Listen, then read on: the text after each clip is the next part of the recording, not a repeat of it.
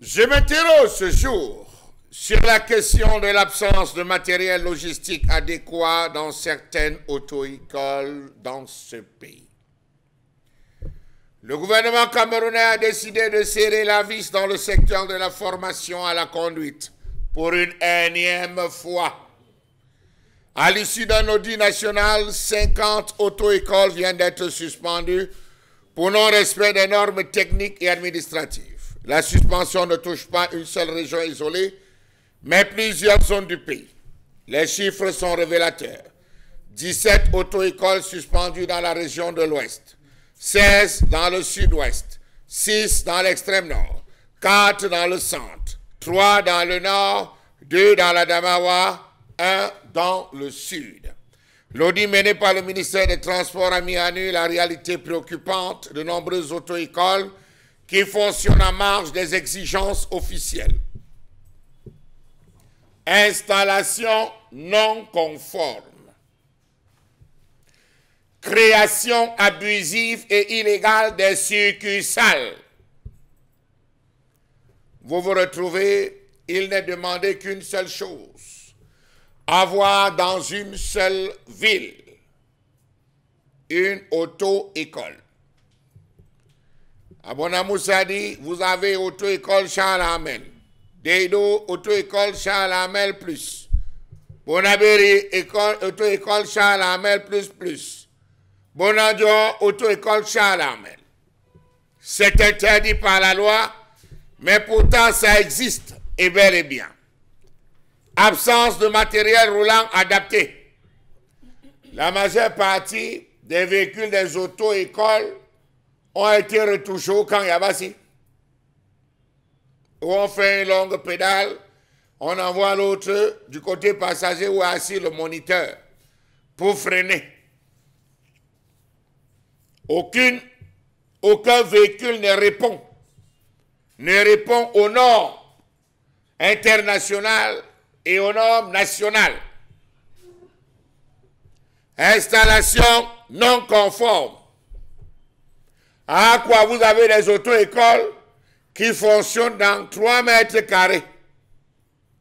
Un espace de 3 mètres carrés sur 3. Lorsqu'il faut faire les cours d'informatique, on sort, on pose. Après, on replie. Cours théorique. L'espace est tellement insuffisant pour 5 à 10 élèves. Permettez-moi l'expression. Qu'on est obligé de se serrer parce que là-bas, on a vite le permis. Absence de matériel de qualité. Les ordinateurs datent de l'époque coloniale. Les applications logicielles ne sont pas de dernière génération. Il n'y a même pas d'appareil de simulation. Je dis simulation.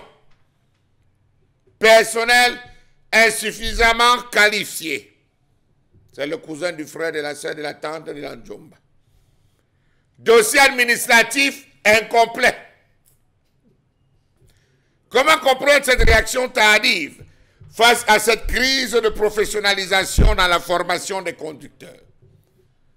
Depuis 2012, il y a eu des interpellations, des fermetures, des sensibilisations.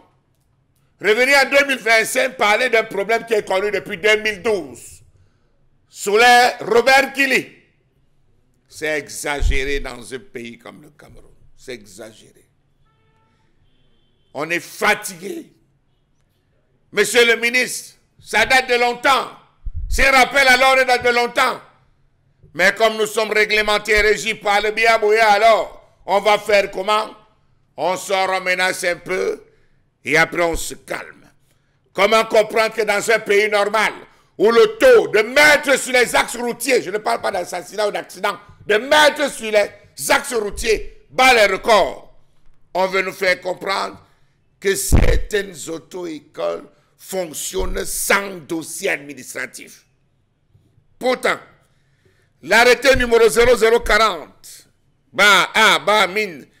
ministère des Transports, DTT, du 28 avril 2000, portant réglementation du permis de conduire des auto-écoles, précise à l'article 3 que l'exploitation d'une auto-école est autorisée à toute personne physique ou morale remplissant les conditions suivantes.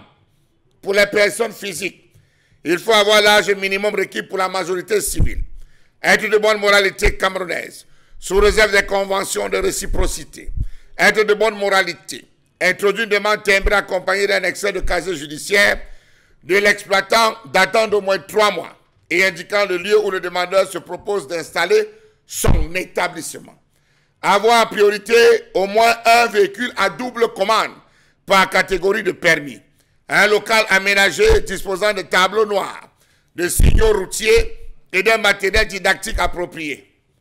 Comment comprendre qu'il n'existe pas un suivi constant et permanent dans le cadre de l'assainissement du fichier des établissements de formation à la conduite automobile, prescrite par le ministère des Transports? Comment comprendre que les véhicules de certaines auto-écoles ressemblent plus à des caracasses bonnes pour la ferraille qu'à des outils de travail? Prenez la peine ou donnez-vous la peine de partir des salles de fête à quoi? Jusqu'au rond-point Mahéture. Observez plus du côté gauche. Vous allez voir des véhicules qui sont déjà dans les cimetières. Vous allez voir l'état de certains véhicules, les auto-écoles. Vous comprendrez parfois et pourquoi à un moment donné, entrer même dans ce type de véhicule peut vous blesser. Comment comprendre que certains établissements d'apprentissage à la conduite ne disposent pas des équipements et du matériel roulant adéquat? Comment comprendre que cet établissement, cet établissement de formation à la conduite automobile puissent exercer sereinement leurs activités au vu au su des autorités publiques sans aucun agrément? Après un audit savamment réalisé, l'on a dépisté dans la région du littoral, dont dépend la ville de Douala, quelques 139 auto-écoles fonctionnant en marge de la légalité. Ici, c'est à divers paliers. Les sanctions ont été beaucoup plus critiques sur celles qui n'avaient pratiquement rien. Il y a d'autres dont les dossiers sont en cours depuis 6 ans. C'est en cours. Où on a eu un récépissé, on attend, on patiente et on dit, ah, on fonctionne. Dans la région du centre, 133 établissements de formation à la conduite automobile, à des degrés toujours différents. La tolérance administrative, c'est ce que nous avons dans ce pays. On adore la tolérance administrative. Voilà tout un système qui a démontré ses limites.